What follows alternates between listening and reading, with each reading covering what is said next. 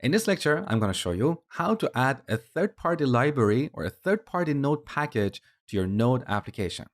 So we're going to install a popular JavaScript library called Underscore. So on npmjs.com, here if you search for Underscore, you can find this package, Underscore, and the latest version is 1.8.3. Let's have a quick look here. So this is how we install Underscore. We simply run npm install Underscore in the command prompt or terminal. Below here, you can see some basic information about Underscore. You can see the publisher. You can see the latest version. You can see the address of the GitHub repository. You can see the homepage for this package, that is underscorejs.org. The name of the collaborators, some basic statistic like the number of times this package has been downloaded, as well as some other basic information. So whenever you want to work with a Node package, a good starting point is npmjs.com. You can find packages here, you can read about them, how to use them, and so on. Now, back in terminal, npm install, or we can use I. That is shorter and faster. So npm I underscore. So when you run this, two things happen. First, in package.json, you can see this new property, dependencies, and under that you can see underscore.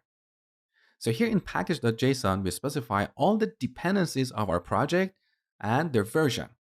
So here the version of underscore is 1.8.3, and we have this special caret character, which I'm going to talk about later in this section. So when you run npm install, npm is going to download the latest version of the given package from npm registry, and then it will store it inside a folder called node _modules.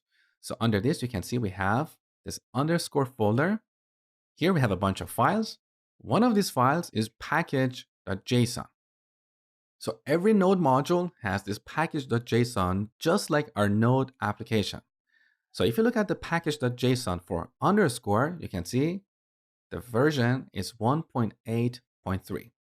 And here you can see some more information or metadata about this underscore package, such as the homepage, the keywords, and so on. Now, in previous versions of npm, the proper way to install a node package was like this. npm install, let's say underscore. We also had to supply the save flag. Without this flag, you wouldn't get underscore in the list of dependencies in package.json. But this behavior is changed in the recent versions of npm. So we no longer need to specify the save flag. We only run npm install, add the name of the package, and this will update package.json and also download the latest version of that package and store it inside of the node modules folder.